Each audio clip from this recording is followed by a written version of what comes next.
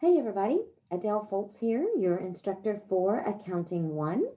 And at the heart of what we do every day is the accounting equation. So if you get really solid on these concepts and keeping your accounting equation in balance, and you learn this in chapter 1, the better off you'll be in this course. So let's just take a moment to talk about the accounting equation and what's included. So the accounting equation, the basic accounting equation is this. Assets equals liabilities plus owner's equity. And notice it is an equal sign. So we have to keep this equation in balance always. Assets. So let's just talk about what they are. I like to talk about assets as being a resource that we own or control that has a future benefit. So we're talking about things like cash. Obviously, that's a resource that we own and it has a future benefit. It will allow us to make purchases for our operations. We also have often an asset called accounts receivable. And accounts receivable, we have other receivables, but accounts receivable is a special receivable, and that happens, or that asset is created when we sell services on account, which means we provide our services or we provide someone with goods and we don't get paid at the time that we provide it. We're going to get paid 30 to 45 days in the future. So that is a resource that we own or control. We own it and it has a future benefit. The future benefit of accounts receivable is that we're going to get cash in 30 to 45 days. So that's its future benefit. It is an asset. We often also see an asset called supplies. And supplies are usually we buy a couple of months of supplies in advance. And we use them then in operations over the next couple of months. But when we first buy them, we don't use them all at once. And so they have a future benefit as we use them in our business to generate revenue. So that's an asset. We also often have prepaid expenses. And prepaid expenses, it has the word expense in it, but it is not an expense because it was prepaid. So that means we've paid for an expense in advance. That could be something like where we paid to rent our warehouse and we paid for 6 months of rental in advance. And so we've paid for all 6 months, but we're going to use it over the next 6 months. We've paid for it today. So that is an asset. It's not an expense yet until the next 6 months pass. So we have 1/6 every month. So if we paid $6,000 worth of rent in advance, then we would have an expense of $1,000 a month for the next 6 months. But when we first pay it, it is a prepaid expense. It's also common to have prepaid insurance. Even though that's not how we pay for our insurance personally, business to business, businesses usually pay for their insurance policy up front. So they might pay for a 12-month policy and pay for that. They might pay $1,200 for a 12-month policy, and so they'll have $100 worth of expense every month. Okay. But when they first pay their $1,200, they have an asset. It's a resource that has a future benefit. What is the future benefit? Well, in that case, they have the benefit of insurance coverage for the next year. For the rent, they have the benefit of using the warehouse for the next 6 months. So they definitely have a future benefit. And then we'll talk about some other assets later. I'm just trying to keep it a little simple here. But we also often have land, buildings, equipment, machinery. Obviously, those all have a future benefit. They're going to benefit us over many years, and we're going to use those in our business. So those are assets. Liabilities, we typically think of those as things that we owe. So typical liabilities, let me just put a typical liabilities, we will definitely work with accounts payable. Accounts payable Notice it has the word payable in it. Most of our liabilities have the word payable in it. And accounts payable is that liability is created when we purchase items on account, meaning we might purchase supplies or services and not pay for them until later. We get them now, but we don't pay for it till later. So we owe for it. We could buy our inventory on account. So we have the inventory and we owe for it. So that would be considered an accounts payable. When our employees work for us, we don't usually pay them right away either. They work this week and they get paid in a week or two. So we might have salaries payable. Our income taxes to the IRS, we might figure out how much we owe, but we might pay it next month. So we would have income taxes payable. And we can have lots of payables. The key is you see the word payable, that is your clue that it is a liability. There is one liability that doesn't have the word payable in it that we use a lot in this class, and that is unearned revenue. So unearned revenue is a liability because it arises when we collect in advance. So we're going to collect for services. Let's say we're going to provide landscaping services to a client for $500 a month, and they've paid us for 6 months in advance. So they paid us 6 months times 500, and they've paid us $3,000. That's not revenue yet. It is not revenue. This has the word revenue in it, but we haven't earned it.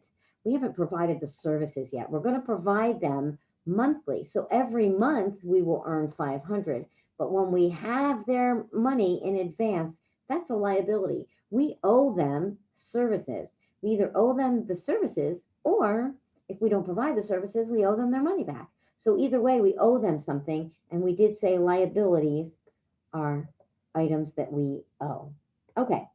And then we will also work with notes payable. And notes payable that's a liability that's more formal than our accounts payable. It usually is for a longer period of time. We'll have to pay it back. And that means it usually has interest, and we usually had to sign something formally borrowing the money. Accounts payable, we usually get approved to buy on account right up front, and then as long as we keep paying our bill and not letting it go overdue, then we can continue to buy on credit. Notes payable is different. Think about a company that goes and buys a truck and borrows from the bank on a note. So that's a notes payable. So more formal, carries interest, usually longer term, meaning you have longer to pay it back. Okay, now let's talk about owner's equity here. So owner's equity, I'm going to erase it and move it over a little bit, because owner's equity typically has four main items. It has common stock. That's when we talked about that, when our owners contribute cash or other property in the business and they get common stock. So when the owners contribute money or property into the business for common stock goes up and owner's equity goes up. Sometimes when we're profitable and we're making money, our owners would like to have some of that net income dividended back to them. So we have dividends, and dividends are when we pay those profits back to our owners. So they make owners' equity go down. If when our owners give us money, common stock goes up and owners' equity goes up. When we give it back, owners' equity is going to go down. It also includes revenue, and revenue are what we earn when we provide our goods or we provide services, and that makes owners' equity go up. And then we have to incur expenses, right? We can't generate revenue without incurring expenses to generate it, and that makes owners' equity go down. Okay, so that is the basics of your accounting equation. Now let's go ahead and work through this problem. I'm actually going to copy it down here. It might already still be on my clipboard. Let's see if it is. Good, it is. Let's move it over here. Oops, that's not what we wanted to do. All right, let's move it down here. All right. So what we're asked here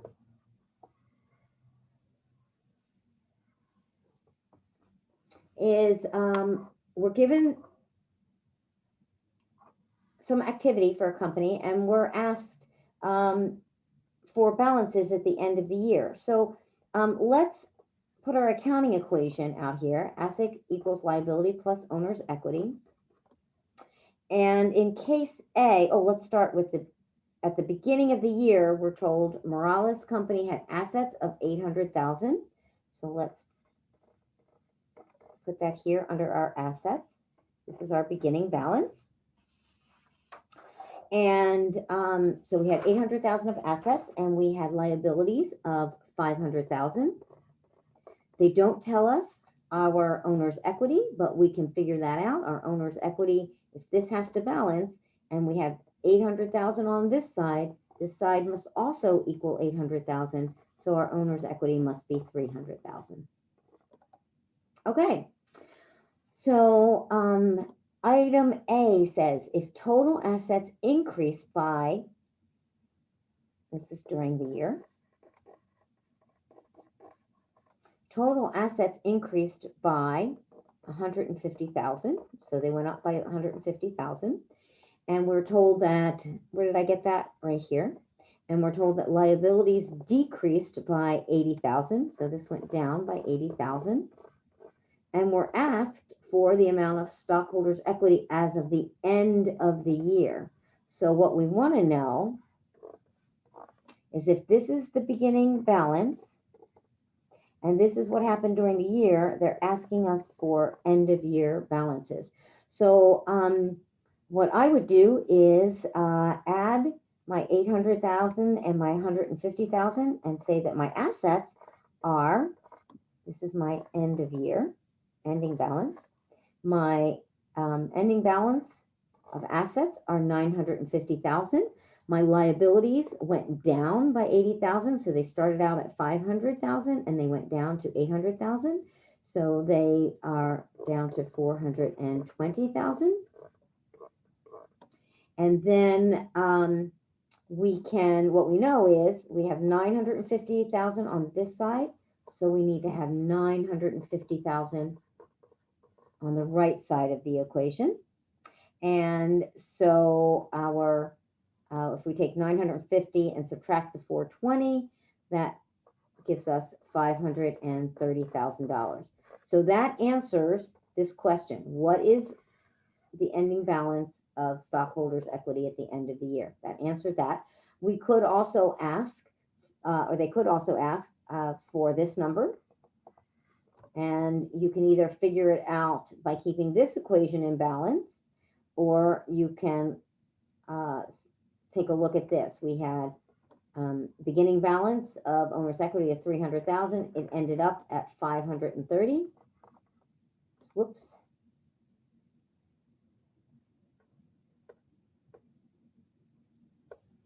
So it increased by $230,000. And then we could also double check that and see if this equation here balances. Does it? Well, we have 150,000 on the left side here.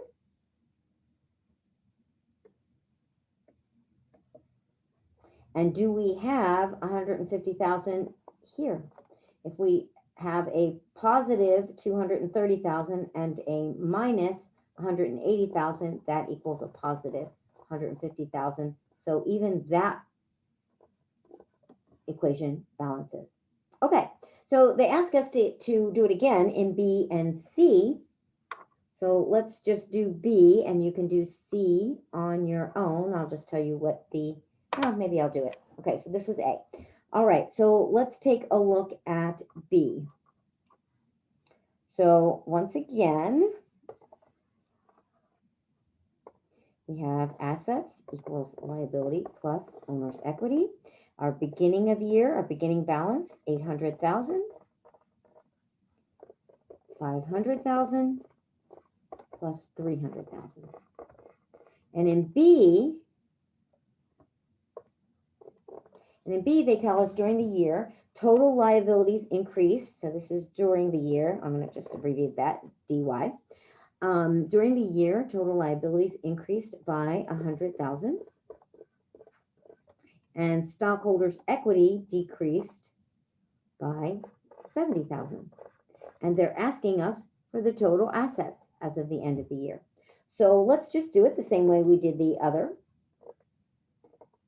Let's figure out our end of year, our ending balance of owner's equity. We had 300,000. It went down by 70. So our ending balance is 230,000 in owner's equity. Our balance of our liabilities are 600,000. So these two equal 830,000. So our total assets must equal 830,000. And that answers the question that was asked in B. But if they had asked us for this, for our how our assets changed during the year, we could say, well, they started out at 800 and they ended up at 830, so they must have increased by 30,000. We could also take a look at it here and make sure we balance. If our liabilities went up 100,000 and our equity went down by 70,000, that tells me that this side went up by a net of 30,000. 30,000 equals 30,000, so we are happy that balances. All right, let's just take a look at the last one at C.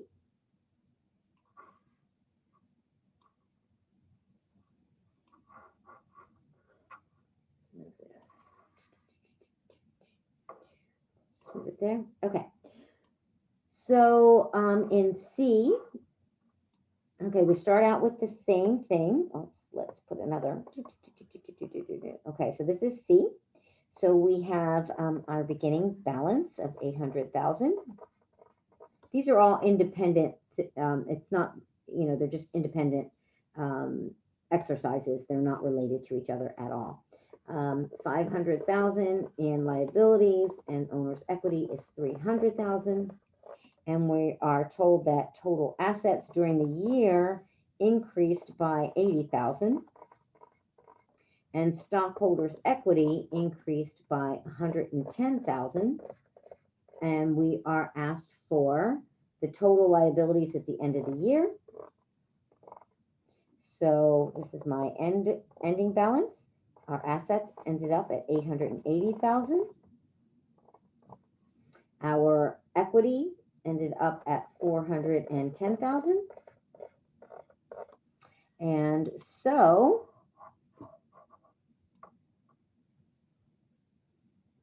is that right? So, yeah.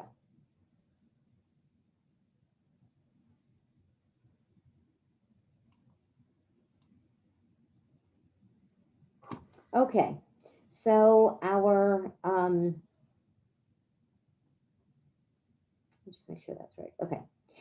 So our this side has to equal 880,000. So 880 minus 410 is 470,000.